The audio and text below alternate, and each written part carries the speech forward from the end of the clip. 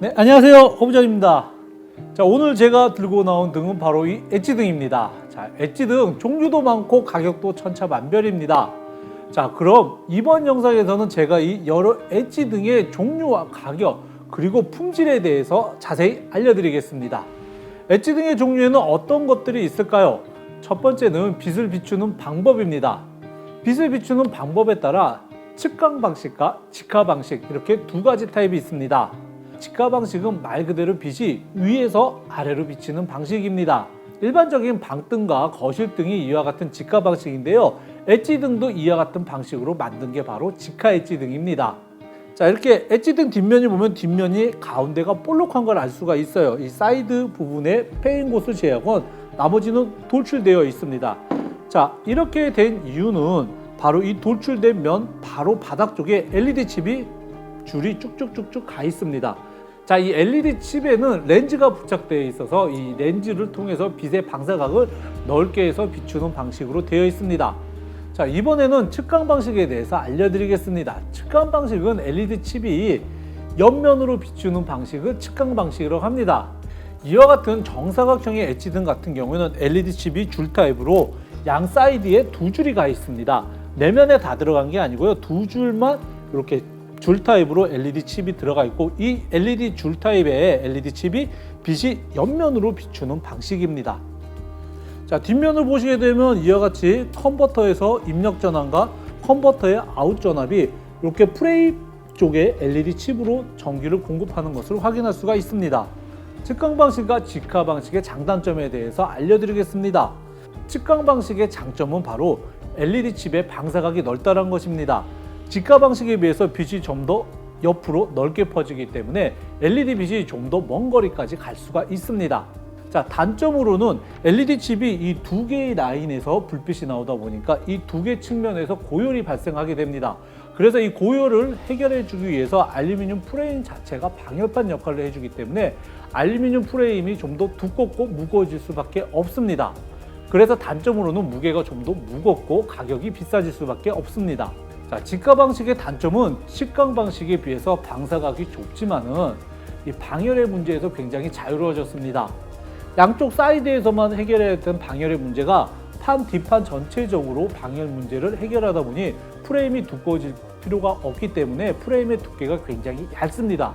또한 측강 방식은 도광판이나 필름이나 이런 2중, 3중 구조로 이루어져 있지만은 직화 방식 같은 경우에는 도광판 하나만 있기 때문에 원자재 가격을 더 낮출 수가 있는 거죠. 자, 두 번째로 엣지등을 구분하는 방법은 프레임 방식입니다. 먼저 보여드렸던 직화 엣지등 같은 경우에는 이렇게 얇은 경량 알루미늄 프레임 방식으로 되어 있고요.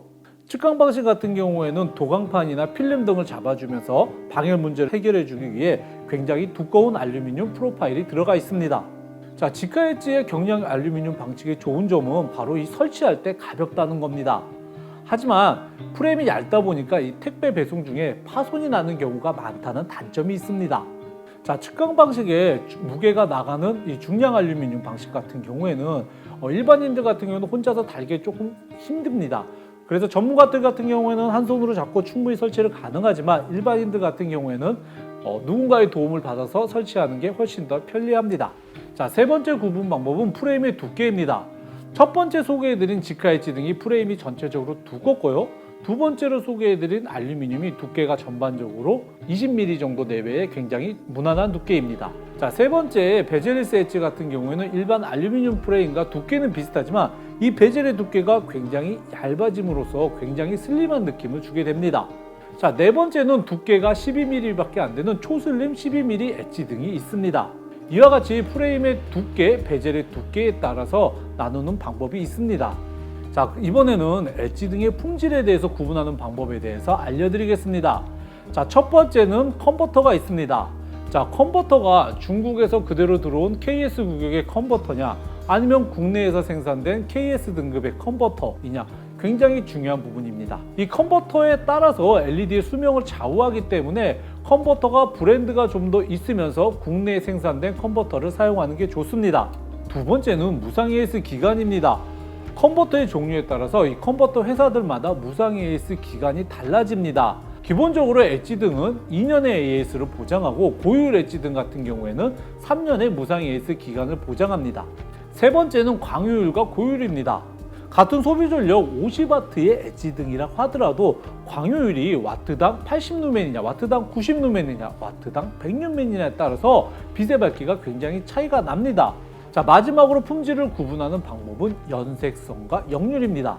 연색성은 자연 색깔의 빛을 얼마만큼 그대로 살려주느냐를 나타내는 지수이고요. 그래서 연색성 같은 경우에는 0.75에서 0.8이 넘는 등이 좋은 엣지 등이고, 역률 같은 경우에도 기본 0.9가 넘는 등이 좋은 엣지 등이라고 말할 수가 있습니다.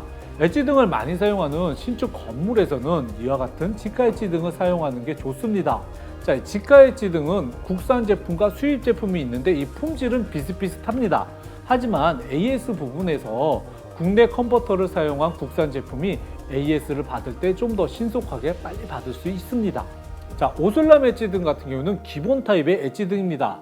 제품이 좀 더 무겁지만 발열성이 좋고 오슬람사의 컨버터를 사용함으로써 품질에 대한 믿음이 가는 제품입니다.